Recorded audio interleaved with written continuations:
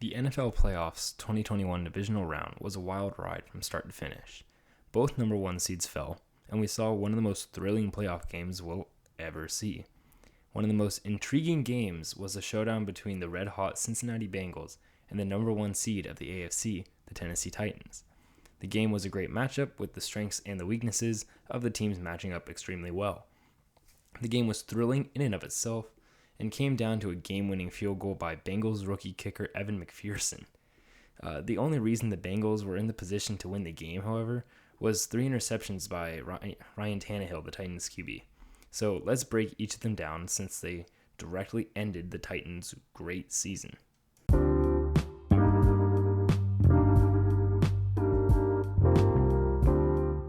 What's up, guys? I'm Tyler Coker, and I'm your host for today's episode of Today with Tyler. I hope you enjoy. The first interception was the first offensive snap of the game. The Bengals are running a cover 3, in which free safety Jesse Bates and both cornerbacks Eli Apple and Chidobe Awuzie split the deep part of the field into 3 parts. The offense is set up with wide receiver Julio Jones on the outside edge and wide receiver A.J. Brown in the slot behind him, and 2 tight ends on the other side of the offensive line. Julio Jones will run a 15-yard curl, and Brown runs a wheel route, which is meant to divide the deep corner and make him pick between the 2 options, leaving the other one essentially open.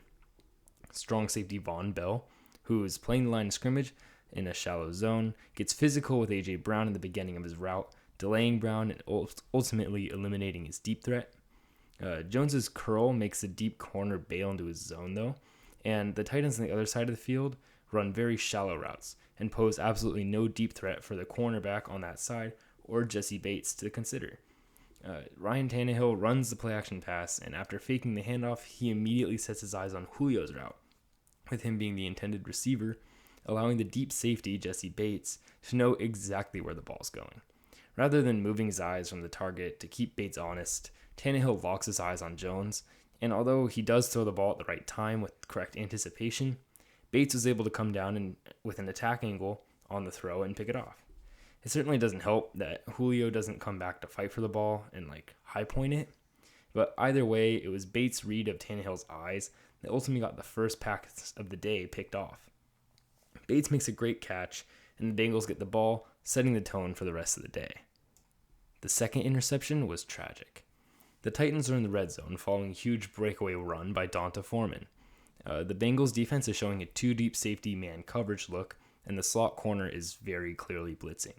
Mike Hilton, the slot corner for the Bengals, was originally lined up with Chester Rogers, the slot receiver for the Titans in this formation, but he quickly slid toward the end of the defensive line, and Tannehill noticed, as anyone else did who was watching the game. Chester Rogers also knew and understood that he was now what's called a hot receiver, meaning that he was looking for the ball rather quickly, rather than running a longer developing route. Tannehill snaps the ball and immediately turns his hips to hit Rodgers, but at the same time Mike Hilton sprints through the line and jumps up, tips the ball to himself, and returns it for a few yards before getting tackled. Let's look at what went wrong, since the decision to target Rodgers was actually a good one. When identifying the blitz before the snap, Tannehill should have done one of 2 things, along with obviously deciding that Rodgers would be the hot receiver. Tannehill should either call a protection call that would keep the running back in the pocket, which would aim the pressure that Hilton brings by blocking him, or he could have known that Hilton was flying unblocked through the line and attempted to throw off Hilton's timing, ideally by a pump fake. If Tannehill were to pump fake and pretend to throw it, Hilton would have made that same leap that he actually tipped the ball with, and Hilton would have flown by, and all Tannehill would have to do was wait for less than half a second until Hilton's entire body flew by him, and then it would be an easy completion. Either way, Hilton should have been accounted for, rather than left entirely alone and out of mind, since Rodgers was actually wide open, since his only true man to beat was the deep safety, who was 10 yards away and only crashing. So one good athletic football move, and Chester Rogers pretty much had a clear path to the end zone. The interception wasn't entirely Ryan Tannehill's fault, but with a little bit of extra consideration, he probably could have avoided the situation entirely. The third interception, though, was the most devastating. The Bengals gave Tannehill a cover 2 zone look, with Eli Apple lined up with Nick Westbrook-Ikhine. Westbrook runs a deep curl, and get separation from Eli Apple in his break.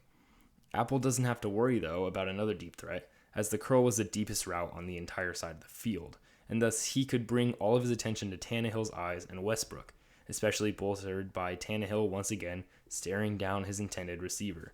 Tannehill showed no anticipation, waiting until Westbrook already made the cut of the curl route to throw it. While there was separation between the two when the ball was thrown, by the time the ball got there, Apple had ample time to match up with Westbrook, and since he isn't the biggest wide receiver on the roster, and the roster is full of very physical wide receivers, the contested catch came out as kind of a draw, and the ball was tipped up, but then a surrounding linebacker was able to pick off the ball and get the interception. Tannehill should have absolutely used his eyes to deceive the defense, or at least shown some sort of anticipation for the route, instead of just waiting for Westbrook-Ikhine to actually get open, since his lack thereof directly led to the game-winning field goal by the Bengals. The Titans were a great team this year, but ultimately, each team is only as strong as its weakest link, and Tannehill's play was a deciding factor in the divisional round because he turned out to be that weakest link. Although they had a great season, it all came to a close because their quarterback simply couldn't throw with anticipation and couldn't take his eyes off the number one receiver or the intended target. Thank you for listening.